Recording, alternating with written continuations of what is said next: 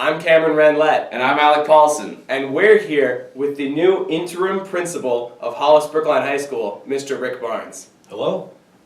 Good to be here. Great to have you. In my office. Yeah, we're in the office, once Ms. Matt's office, your predecessor, correct? Yep.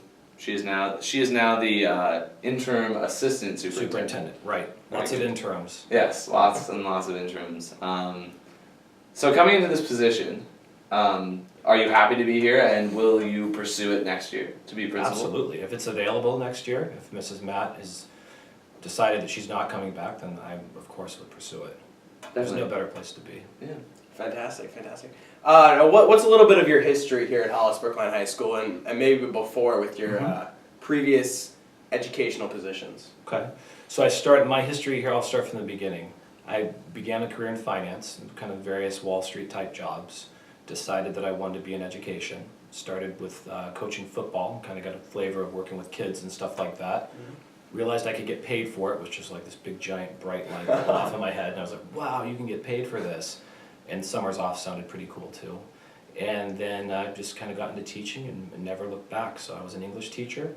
I graduated from UCLA with my degree in English, and that got me started into the whole teaching world with some classes, and started teaching in California, where I grew up in Southern California, and decided to move out here with my family for lots of different reasons, and became a department head on the Seacoast, and then decided to get into administration, moved way out into the North Country, and did that for a couple of years, and then came here as an assistant principal. Great. So you started here as the assistant principal? As an assistant principal, right. Okay, how long have you been here? This is the beginning of my 4th year. Okay. Now, coming in as principal, you have a little bit more superiority, correct? I wouldn't use the word superiority. Yeah. Certainly more authority, more control over what does and doesn't happen. So, with that authority, what are your plans for bettering the student body's experience through their 4 years of high school? My vision for students, at least for this year, and hopefully it will continue, we'll see, is not much different than staff. I talked to staff yesterday about, we have building goals and all that kind of stuff that we talk about, but when you break it down, I want to communicate more effectively, and that means as in a building administration with everybody, communicate more effectively. That's why this is a great format, because it allows it's a way to facilitate that. It's one way. And part of that communication is a two-way street between staff and administration and students in administration, so that there's a way for everyone to be heard. And not always going to come up with the same idea of what we think we should do, but at least there should be some vehicle to be heard. Definitely. Because there's, this is a really amazing student body, and the ideas that they bring forth, especially when you put it on their plate and say, look, this is what you need to do, and they always rise above, whatever it is that's asked. And I think we should give students more responsibility in that regard. Definitely. Wow, fantastic. Yeah. So, obviously the shoes are quite big to fill, being at the essential head of Hollis Brookline High School, right there at the helm, holding on to the wheel. Yep. So 2 hands. 2 hands. 10 and 2, right? 10 and 2. Or what, 4 and 7? Yeah, something like that. I think you could do 4 and 7 anyways. Wow. I digress. So what exactly would what a message that you might have to the student body that you, and the faculty that you're now sort of guiding through, at least over the course of this year, maybe into the future, if you could speak directly to them, what would you say? Well, again, reiterating the pieces, I'm here for communication. I want people to know that they can be heard. I also want people to know that, a big piece of what we've been doing is safety. That's a big thing that I'm looking at now, that we want to continue. We've been talking about it. We've had new drills, so I want people to understand the importance of school safety, and I think everybody kind of gets that. Definitely. And the last thing would be trying to get people on board with the whole concept of 21st century learning, because we do really well with 20th century learning, but we have a ways to go when it comes to 21st century learning. Definitely. So we've made great strides, I think, in a short period of time, but I think we have a long ways to go. And I think student input's going to be important in that, and staff input, because there's a lot of stuff changing. It's constantly changing.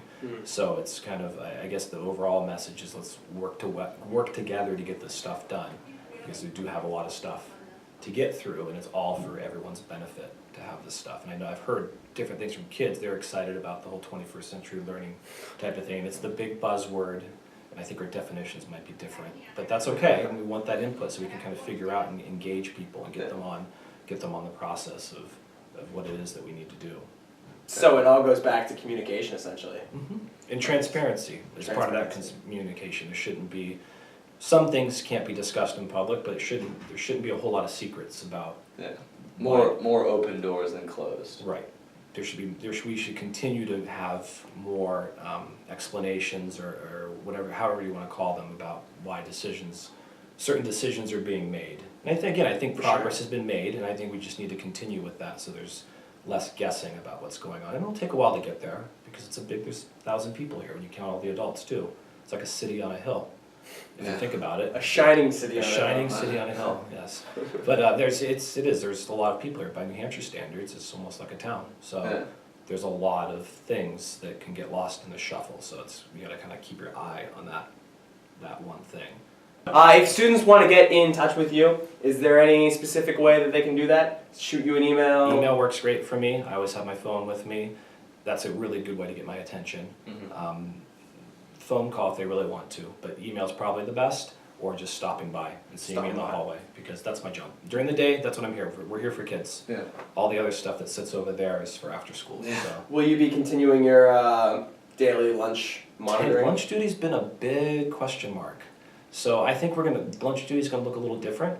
I plan to have other adults in the lunch room as well, including myself, but maybe more of a rotation, so that there's other people. We have our director of special ed that students do know, but I think it would be great.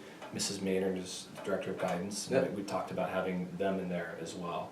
So it won't be the Bobby O and Mr. Barnes show.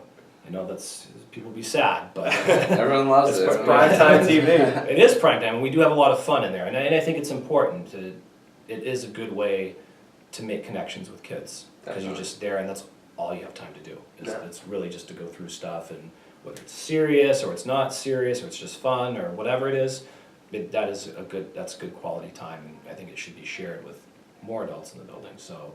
More at least of the administrative and leadership folks, because that's where, if you want your pulse of what's going on, fourth period is kind of where it's at. Yeah. The day's going how fourth period goes. Exactly. So. Wonderful. Well, awesome. Thank you very much for your time. Thank you. Appreciate it. Get back to work. Exactly. Thank you. Thanks. Thank you very much. Thanks.